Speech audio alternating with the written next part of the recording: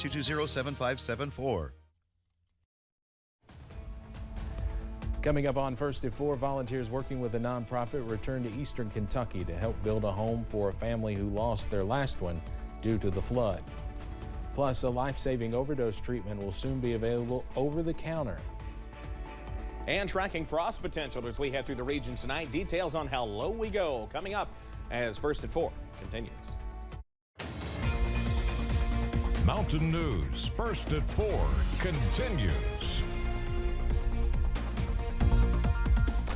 God's Pit Crew, a nonprofit organization based in Danville, Virginia, is back in Eastern Kentucky with roughly 80 volunteers. The volunteers are from across the country working together to build a home for a Letcher County family in less than 2 weeks.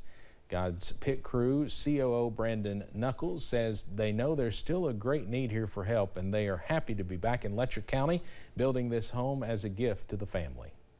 They get to walk into a house that is completely furnished, decorated, and they don't owe us a dime at the end. So this is something that is a gift to them. We just want to be able to restore some hope to this community after what they've been through. Knuckles says each home they build costs around $200,000 and would not be possible without donations they receive from across the country. We'll have more from some of the volunteers tonight at 6. Officials in Woodford County say they are making strides in trying to reduce the impact of disasters in the future. In March of 2021, the Kentucky River rose to near record levels there, flooding low-lying homes, filling up basements, destroying their belongings and appliances.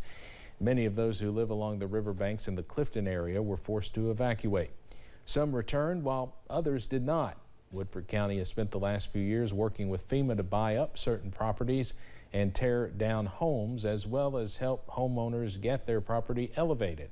Emergency Management Director Drew Chandler says the floods not only cause physical and emotional damage, but they can pose a greater risk to the overall community health. People that are in flood-prone water, we may need to send rescuers in after them if they're trapped, and it puts additional people at risk in a situation that can be avoided. Flood stage measurements have been installed down by the river to track and monitor water levels. Drew says it's been a joint effort between willing homeowners, the support and funding from local leaders, and federal assistance.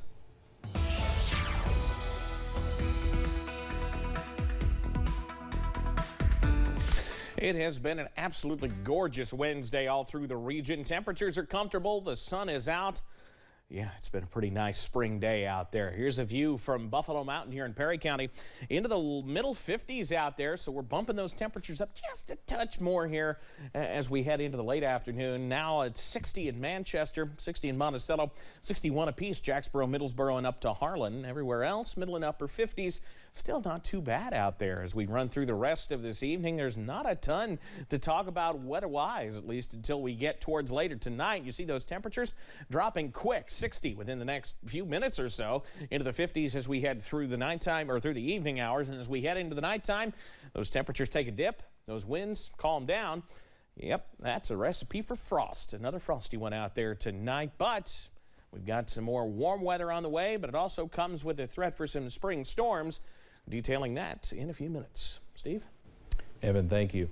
Calling it a dire public need, the Food and Drug Administration has approved over-the-counter sales of the life-saving overdose treatment Narcan. Unintentional drug overdose is a leading cause of preventable death in the United States, and as CBS's Michael George reports, advocates hope this increased access will save lives. Pharmacy and grocery store shelves will soon stock the overdose treatment drug naloxone. The FDA approved over-the-counter sales under the brand name Narcan, a nasal spray in 4 milligram doses. Given in time, it blocks the brain from the effects of street drugs like heroin and fentanyl, and prescription opioids like oxycodone. This is a good day for anyone in harm reduction or anyone who knows a person who uses drugs. Nicole Sage, who's also in recovery, is the director of Prevention Point Philadelphia.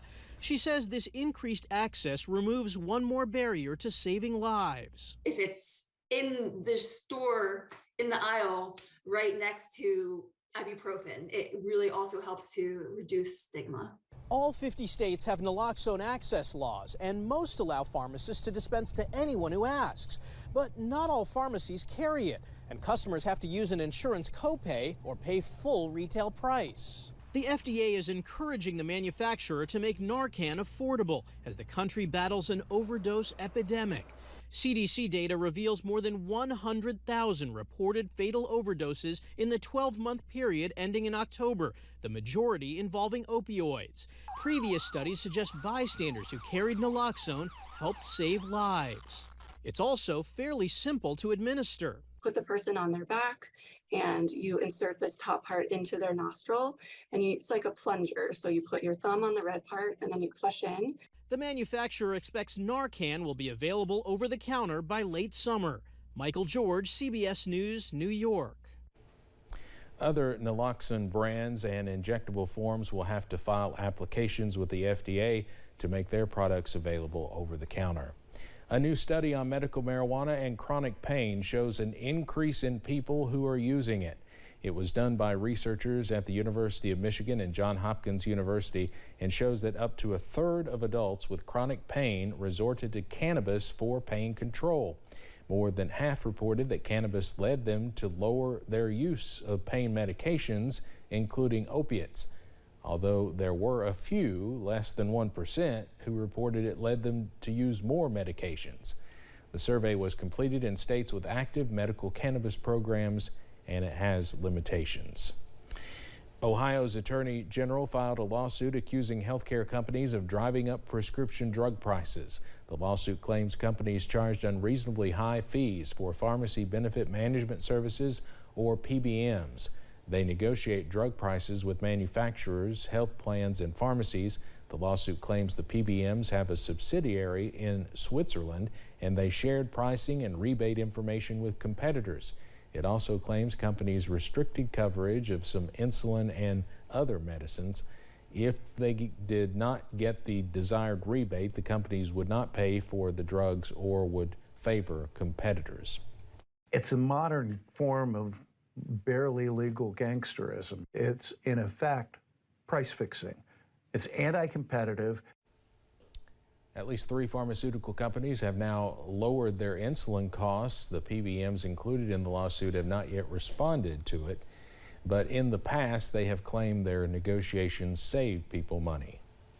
When we return on First at 4, the founder of Starbucks testifies before Congress about his company's efforts to fight unionization. And tracking changes in your First Alert forecast, including this mess across the western U.S. It's headed our way. Tracking it all next. WYMT News app offers alerts on breaking stories as